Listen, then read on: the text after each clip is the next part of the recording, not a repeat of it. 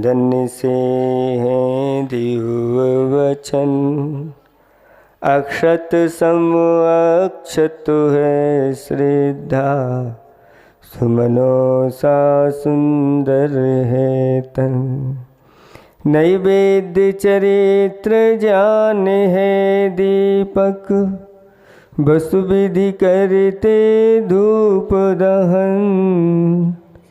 ध्यान सुफल है अर्घ समाधि, मुनिवर तुमको नित्य नमन।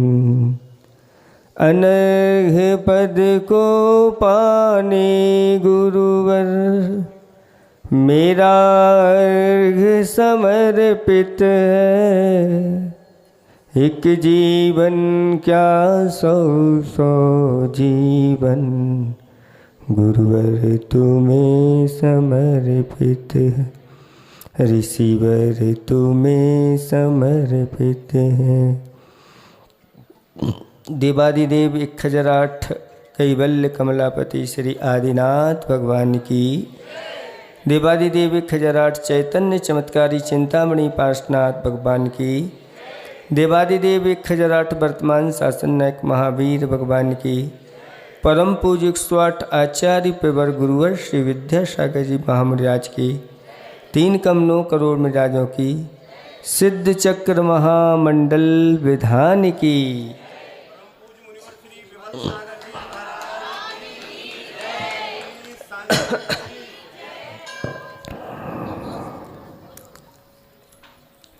धर्म स्नेही पात्माओं,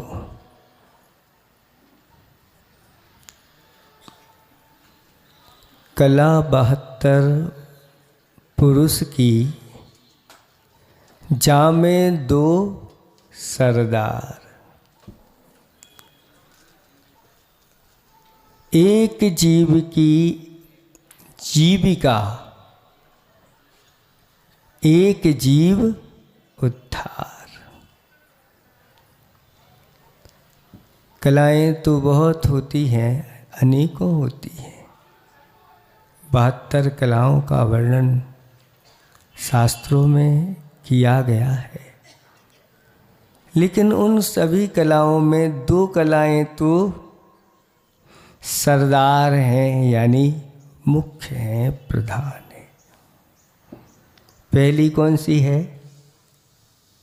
एक जीव की जीविका। आजीविका की कला आना चाहिए। अगर वो कला नहीं आती है तो फिर ये सब चीज़ें करना आप चाहो तो बिना आजीविका के नहीं कर पाते। सबकी अपनी अपनी कलाएं होती हैं जिनके माध्यम से आजीविका करते हैं। लेकिन एक व्यक्ति ऐसा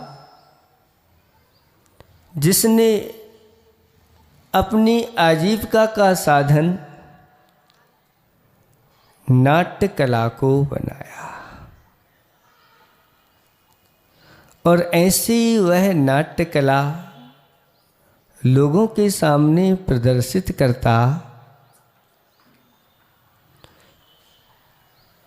कि जिस रूप को वह धारण करता उस रूप वह हो जाता, यानी तन्मय हो जाता, उस रूप में वह हो जाता। राजकुमार उसकी कला से बहुत ही आकर्षित हैं और निरंतर उस कलाविद की वह प्रशंसा करते रहते हैं। ये जो रूप धारण करते हैं उनकी उस कला में कोई कमी नहीं दिखाई देती। चूंकि वह कलाविद जैन कुल में उनका जन्म हुआ था। राजकुमार की जो मंडली थी वह मंडली उन कलाविद की कला से उस कला को वह सहन नहीं कर पाते, इसलिए उनकी प्रशंसा को भी सहन नहीं कर पा रहे। और राजकुमार जब प्रशंसा करता तो मंडली कहती कि क्या है ऐसा उनमें विशेष, ये कला तो कोई भी कर लेगा। तब राजकुमार कहता है कि नहीं, उन जैसी कला कोई धारण नहीं कर सकता। तो मंडली कहती है ठीक है, अगर वो कलाविद ही हैं तो ऐसी कला दिखाएं जिससे हम सब लोग संतुष्ट हो जाएं। तो राजकुमार कहता है बोलो तुम्हारे लिए कौन सी कला देखना है। तो सभी ने कहा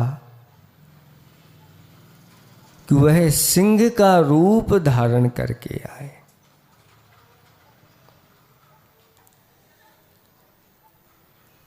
अब जैन कुल में जन्म लिया है और सिंह का रूप धारण करना है, और सिंह का जो पराक्रम होता है, सिंह की जो दहाड़ होती है, सिंह की जो चाल होती है, वो सभी कुछ देखने को मिलना चाहिए।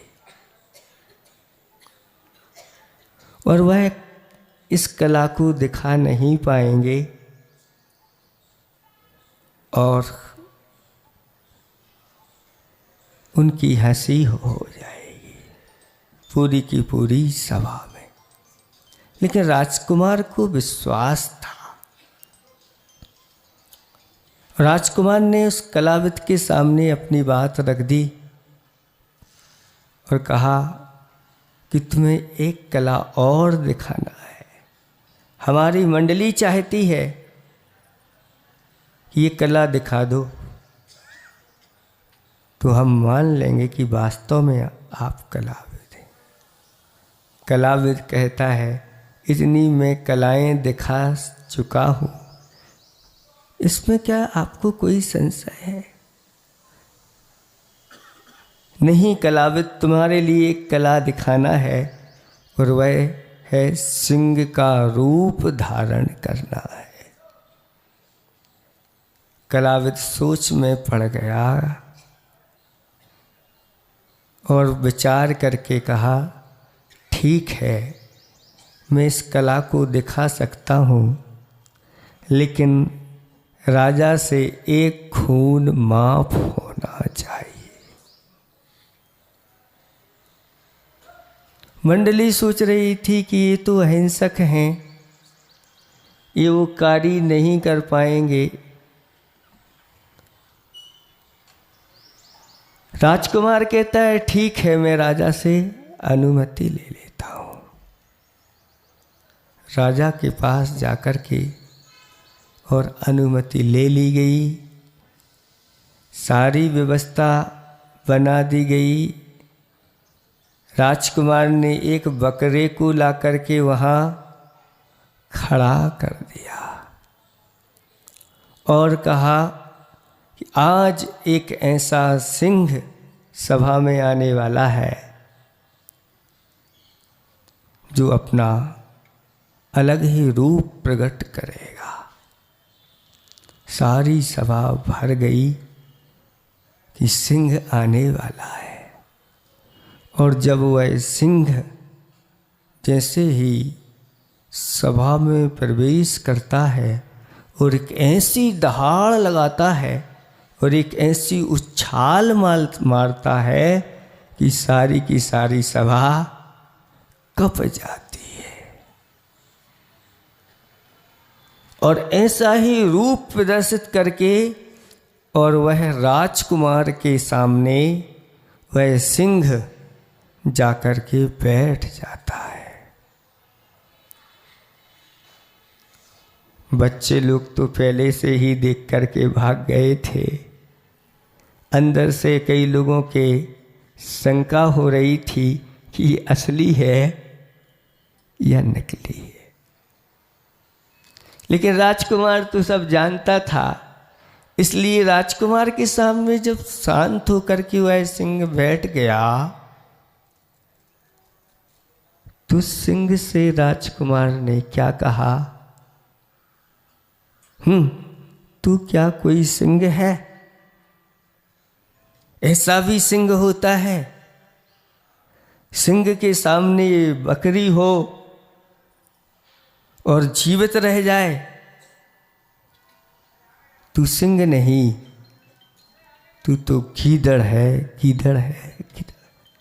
बस इतना कहा नहीं कि सिंह के कानों में वो शब्द बार बार पड़ रहे हैं, और सिंह जो होता है इन शब्दों को सहन नहीं कर सकता।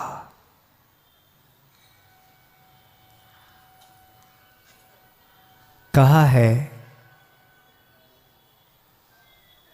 कि शस्त्र का घाव भरा किंतु ना भरा शब्द का घाव।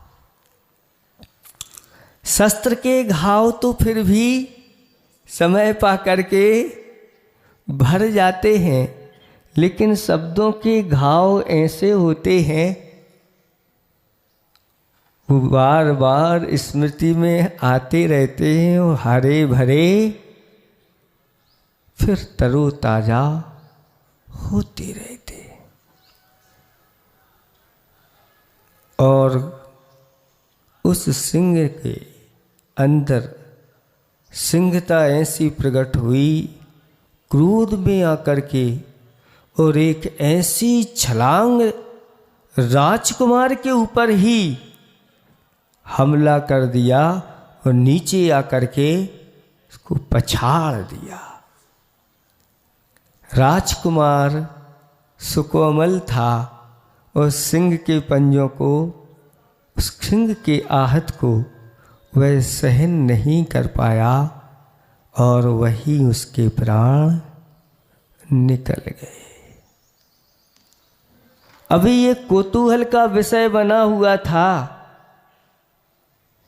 लेकिन अब शोक पूरी की पूरी सभा में मातम छा गया। ये क्या हुआ? किसी ने भी ये सोचा नहीं था। सबके मंसूबे पर पानी फिर गया और एक हानि बहुत बड़ी हो गई। राजा भी इसको सहन नहीं कर पाया और शोक में ऐसा डूब गया।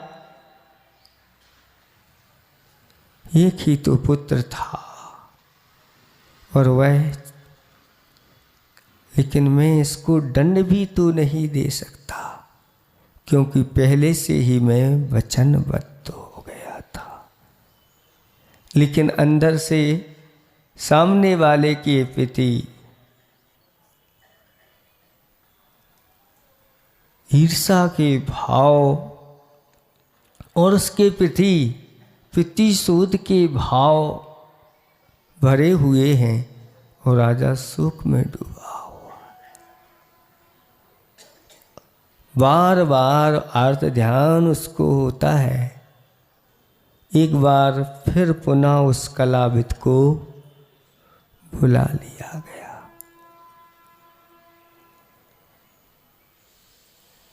और उसके सामने एक बात रख दी, हे कलाविद, तुमने अपनी क्रूरता का उत्कृष्ट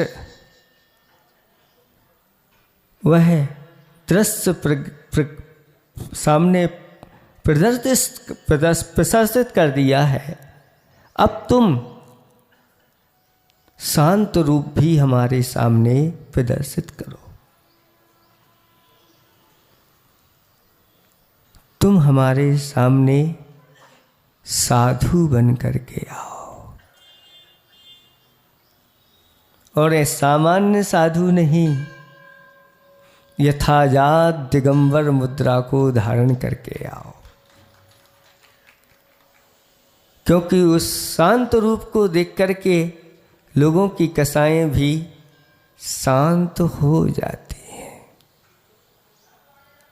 और आप आकर के मुझे ऐसा उपदेश दो, ये मेरा शोक मेरा दूर हो जाए।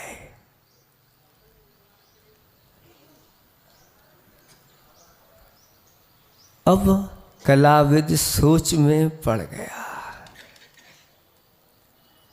कि ये अभी तक मैंने जितने भी रूप दिखाए, अपनी कलाएं दिखाई हैं, उन कलाओं को दिखा करके फिर मैं अपने मूल रूप में आ जाता हूं। लेकिन ये कला ऐसी कला है जो एक बार इस रूप को धारण कर लिया, क्योंकि ये अंतरंग की आत्मा का ऐसा स्वरूप है जो पापों की निजरा में कारण है। और इस रूप को धारण करके मैं पुनः वस्त्र तो धारण नहीं कर सकता, क्योंकि मैंने जैन कुल में जन्म लिया है। ये कोई स्वांग नहीं होता कि दिखाया और फिर पुनः उस दूसरे रूप में आ गए। ये कैसे होगा? लेकिन कलाविद के सामने चुनौती है। अगर नहीं दिखा पाए इस रूप को तो तुम दंड के पात्र बनोगे, और दिखा दिया तो फिर कहना ही क्या है। और विचार कर लिया और राजा से कहा कि 6 महीने का समय आप हमारे लिए दीजिए, 6 महीने बाद हम आपके सामने प्रकट हो जाएंगे।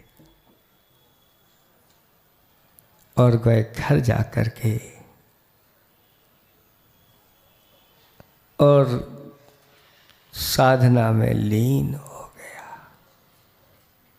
महाराज के पास जाकर के पूरी साधना को सीख लिया।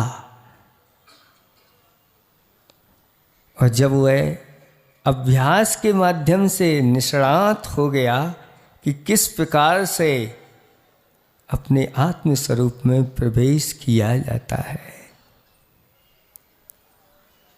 और अपने माता पिता से और अपनी पत्नी से आज्ञा लेता है, अब हमारा यह संसार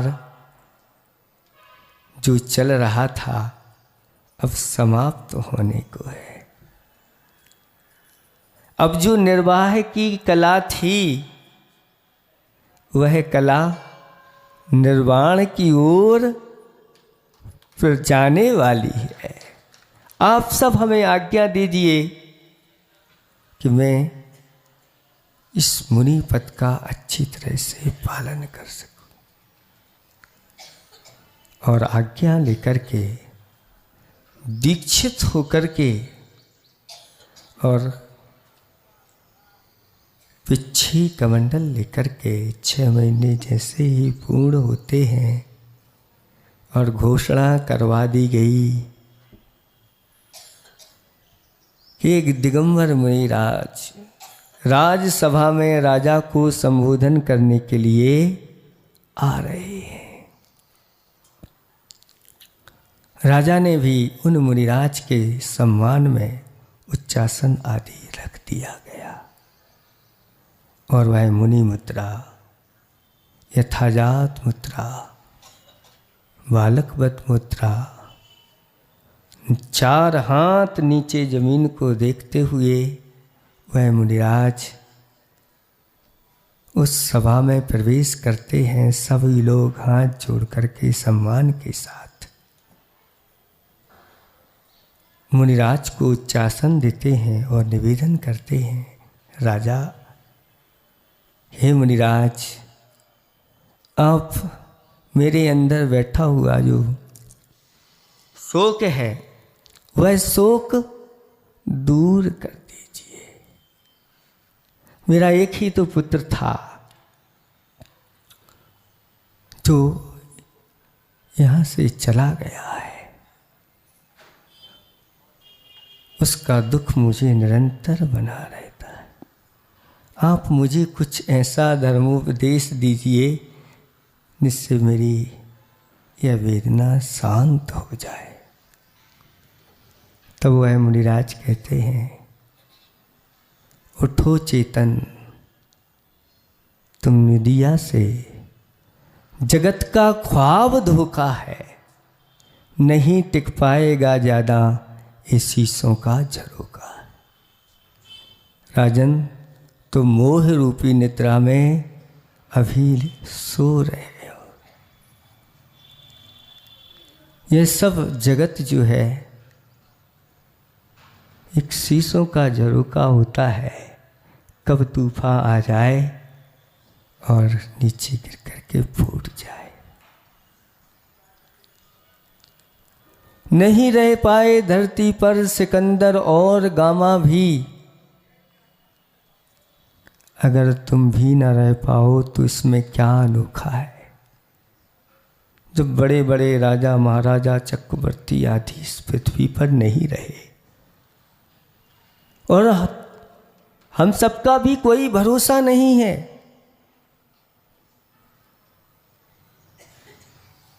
तब वह पुत्र चला गया।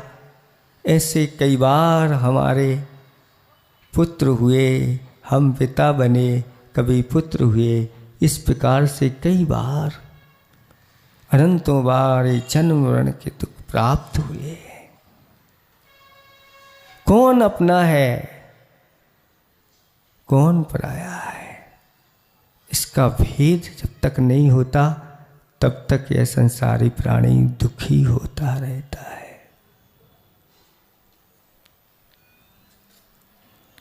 ये परिजन साथ देंगे ये चौखट और मरगट तक, न जाते साथ आंसू भी नियत का लेखा जोखा है। ये परिवार जन कहाँ तक जाते हैं, अपने साथ में आंसू भी अपने नहीं जाते हैं। यही नियति है। सहे दुख चार गतियों के, किए बहु पांच परिवर्तन, मिला तिल भर न सुखी, न भाव सिंधु को सोखा है। चारों गतियों के परिवर्तन आज तक करते आए हैं। इस संसार रूपी सागर को आज तक हम सुखा नहीं पाए। उड़ा हंसा अकेला ही, जुड़ा है काफिला अब तक, यहीं रह जाए मरने पर तो ये मानो यही चोखा है। उठो चेतन, तुमने दिया से जगत का ख्वाब धोखा है। नहीं जब खाल अपनी भी तो फिर एक खोली अपनी क्या। खोल पर ममता की खोलें, ये जग तो खाली खोका है। इस खाली खोके को ही हम बजाते रहते हैं और आनंद आता रहता है। जब अपना ये शरीर ही नहीं है, खाल भी अपनी नहीं है। खाल मिली थी यहीं, आचार्य ने लिखा है, खाल मिली थी यहीं, मिट्टी में मिली, खाली जाता हूं। सबको खाली जाना है राजन, किसमें डूबे हुए हो, ये सब यही छूट जाना है। ये हाड़ अरुमास की गठरी भरी है पीप भीतर तक, ये काया रोग की माया इसे दिन रात पोखा है। इस शरीर को दिन रात पुष्टि करते रहते हैं, लेकिन ये अपना शरीर ही साथ नहीं देता, धोखा देता है, धोखेबाज है। कब छूट जाए, जिसके लिए हम दिन रात अच्छे अच्छे पकवान, वस्त्र, आभूषण क्या नहीं देते, कितना समय नहीं देते इसको, फिर भी यह ऐसे ही निकल। हुआ ज्यों छेद नैया में, भरे त्यों पानी कर्मों का, किनारा होता है उजल दशा त्यों जीव नौका है। निरंतर मन वचन काय की प्रवृत्तियों के माध्यम से, मिथ्यात आदि वृत्तियों के माध्यम से कर्मों का आश्रय निरंतर होता रहता है। और उन मन वचन काय रूपी छेद के माध्यम से इस जीव रूपी नौका में पानी, कर्मों का पानी भरता रहता है। जो होवे जो आवे होश नाविक को, लगावे डांट संवर की। परिसय गुप्ती समिति, धर्म चरित भावन ही मौका है। लेकिन जो व्यक्ति इन गुप्तियों को धारण कर लेता है, समितियों को धारण कर लेता है, परिसयों को धारण कर लेता है, चारित्र को धारण करता है, तो वह उनके द्वार को बंद कर देता है। और ऐसे वह मुनिराज ही हुआ करते हैं। और साथ साथ में संवर के साथ साथ निर्जरा भी करते हैं। उलीचे दोनों हाथों से तपन से सूखे ज्यों पानी, समय से पहले झरने को कर्म को तप में झोंका है। तप रूपी अग्नि में उन कर्मों को झोंकते रहते हैं और निजरा निरंतर करते रहते हैं। अधो अरुमध्य ऊपर भी लगत है लोक पुरुषाकार, इसी में जीव भटकन कर कभी रोता और हंसता है। तीनों लोकों में यह निरंतर परिभ्रमण करता हुआ अज्ञान के वशीभूत होकर के निरंतर कभी पाप कर्म का उदय आता है तो रोता है, और कभी पुण्य कर्म का उदय होता है तो हंसता है। और यह परिवर्तन निरंतर चलता है। मिला दुर्लभता से ये नर्तन, मिला मेहनत से ये जिनकुल, अगर तुम बोध ना पाए तो आगे किसने देखा। हे राजन, ये नर्तन बहुत दुर्लभता से मिलता है, और यह जैन धर्म बहुत कितना पुण्य करना पड़ता है तब प्राप्त होता है। अगर इस पर्याय में आपने बोध को प्राप्त नहीं किए तो आगे कोई भरोसा नहीं। धर्म बिन जीव दुनिया में नहीं पाता सुखी जीवन, मधुर फल चाखना चाहो धर्म के बीज बोता है। अगर आप हमेशा हमेशा मधुर फल खाना चाहते हो तो धर्म के बीज बो दो। और अंत में ये कह दिया कि मौत लिए 7 जन्मा तू, सजा काटे बुढ़ापे की, निकल बाहर सलाखों से तुझे तूने ही रोका है। उठो चेतन उठो राजन, तुमने दिया से जगत का ख्वाब धोखा है। जब इन 12 भावनाओं के माध्यम से राजा को उपदेश दिया, राजा की आंखें खुल गईं, राजा का शोक दूर हो गया, और राजा मुनिराज के चरणों में जाकर के सिर रख दिया। धन्य हैं ऐसे मुनिराज जो दुनिया की वास्तविकता को दिखाने वाले। बाकी तो सब संसार में परिभ्रमण कराने वाले हैं। जो संसार से उबार दे वही तो साधु कहलाते हैं। और कह दिया बस अब मैं आपसे प्रसन्न हूँ, और आपके इस रूप से और आपकी इस कला से मैं बहुत प्रसन्न हो गया हूँ। अब मुझे कुछ नहीं, मांगो तुम्हारे लिए क्या चाहिए।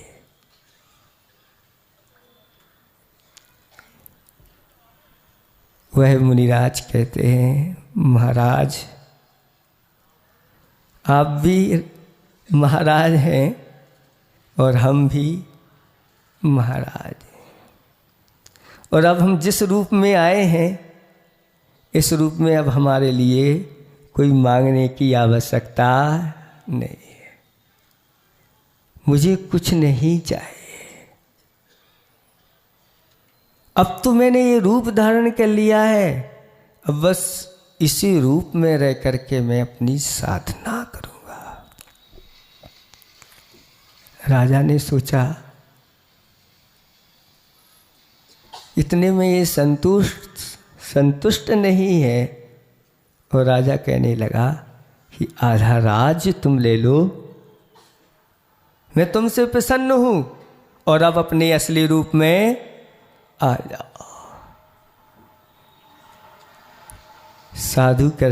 साधु महाराज कहते हैं कि मनुष्य पर्याय का यही असली रूप है, बाकी तो सब नकली है। वास्तविक रूप तो इसी रूप में यथाजात रूप में आता है, और अंत में इसी रूप में चला जाता है। बीच में तो ये रंग बिरंगी वस्तुएं आ जाती हैं। जो अपने विकार के ऊपर विजय नहीं प्राप्त करता, उसके लिए सब चीज़ों की आवश्यकता है। हे राजन, अब तो मैं निर्विकार रूप में आ गया हूँ, और इस पद को तो ऐसा पद है कि तीनों लोगों के श्रेष्ठ ऐसे व्यक्तित्व जिनके चरणों में आकर के नतमस्तक होते हैं। अब मुझे कुछ नहीं चाहिए। राजा देख करके रह गया कि ये क्या है, और कुछ पंक्तियों के माध्यम से वह उनके स्वरूप को मुखरित मौन उनका कह रहा है। यथाजात रूप में कुछ समय के लिए वह शांत कायु सर्ग मुद्रा में खड़े हो गए, मानो वो कह रहे हो, मैं हूँ वो नहीं जो तुम्हें दिखे रहा हूँ, मैं हूँ वो नजर से परे ही रहा हूँ। जो रूप आपको दिखाई दे रहा है यही मैं नहीं हूँ, कुछ इसके भीतर बैठा हुआ भी एक स्वरूप है जो इन नजरों से परे ही वह रहता है। न जाने कहाँ से यहाँ आ गया हूँ, जो चेतन हूँ तन में समाया गया हूँ। जो छूटा है मुझसे वो मेरा नहीं था, मैं बंधन से मुक्ति को अब पा रहा हूँ। मैं हूँ वो नहीं जो तुम्हें दिखे रहा हूँ। सभी की तरह थी मेरी जो भी हसरत, नहीं मुझको उनकी रही जब जरूरत। मुझे जब से मेरा पता मिल गया है, मैं तब से ही अपने में सुख पा रहा हूँ। मैं हूँ वो नहीं जो तुम्हें दिखे रहा हूँ। कठिन राह पर भी मैं आसान क्यों हूँ, समझ कर भी सब कुछ मैं अनजान जो हूँ। यहाँ मेरी मंजिल मेरे सामने है, जो पाया न अब तक वो मैं पा रहा हूँ। बस वह यथाजात मुद्रा ये कह रही है, आनंदित हैं, अभी तक जो मैंने नहीं पाया वो पा लिया है, और अब मैं यहाँ से वन की ओर जा रहा हूँ। राजा थोड़ा सोच में पड़ गया और उसने भी निर्णय ले लिया, और उन्हीं मुनिराज से क्षुल्लक के व्रत धारण करके साथ में हो गया। ब्रह्म गुलाल मुनि की ये कथा और राजा मथुरा मल जिन्होंने क्षुल्लक के व्रत धारण किए और कहा अब चलो मैं आपके साथ ही चलता हूँ। वास्तव में ये 12 भावनाएं जो भीतर में डूब करके इनके स्वरूप का चिंतन करता है, बहुत जल्दी वह संसार से पार हो जाता है। आज तक जितने सिद्ध बने हैं, जिनकी आज आप आराधना कर रहे हैं, 1000 उनके गुणों के माध्यम से, नामों के माध्यम से, ये अध्यात्म से भरे हुए नाम हैं। इनकी आराधना करना, क्योंकि जितने भी तीर्थंकर हुए हैं अथवा जितने भी संसार से मुक्त हुए हैं, सभी इन 12 भावना का चिंतन करते हुए मुक्त हुए हैं। आप लोग अपने जीवन में इन 12 भावना का निरंतर चिंतन करना। आचार्य भगवंत से किसी ने पूछा, आचार्य भगवंत अंत में समाधि मरण के समय कुछ सूत्र दे दो जिनसे हमारा समाधि मरण अच्छा हो।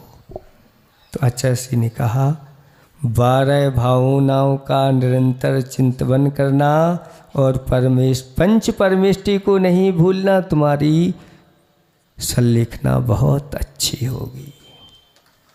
बस संलेखना के लिए और कुछ नहीं चाहिए।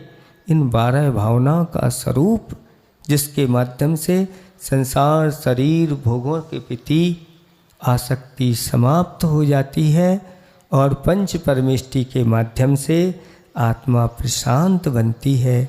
और वह एक बार अगर हमारी संलेखना हो गई तो बस अब ज़्यादा संसार में जन्म मरण नहीं करना होगा। हम सब इतने सारे जीव यहाँ पर बैठे हुए हैं, एक भी बार संलेखना मरण हमारा नहीं हुआ। विचार करो, अनंत संसार में परिभ्रमण करते हुए एक बार भी संलेखना मरण नहीं हुआ। अगर संसार की सर्वश्रेष्ठ चीज अभी वर्तमान में है वह है समाधि मरण। लेकिन समाधि मरण के पूर्व में क्या करना? जीवन मंदिर उच्च शिखर व्रत। जीवन को मंदिर बनाओ और व्रतों का एक अच्छा शिखर बनाओ और उस शिखर के ऊपर संलेखना का एक कलश चढ़ाओ। जीवन सफल हो जाएगा। आप लोगों का जीवन सफल हो। इन्हीं भावना के साथ अहिंसा परमो धर्म की आज आपका समय हमने ज़्यादा ले लिया, क्षमा चाहते हैं। महाराज जी क्या कह रहे हैं आप ना, आपने इतने अच्छा विषय सबके लिए दिया है प्रभु। शायद हम सबके जीवन में आज का विषय उतर जाए तो हम सबका जीवन धन्य हो जाएगा। हे भगवान, आपकी ऐसी ही कृपा हम सबके ऊपर बरसती रहे, निरंतर ऐसा ही लाभ हम सब। और भी मुनिराज थे उस समय, उन्होंने ये पंक्तियाँ लिखी थी, बहुत ही वैराग्यप्रद पंक्तियाँ 12 भावना की हैं, बहुत अच्छी पंक्ति। महाराज श्री आप पधारे।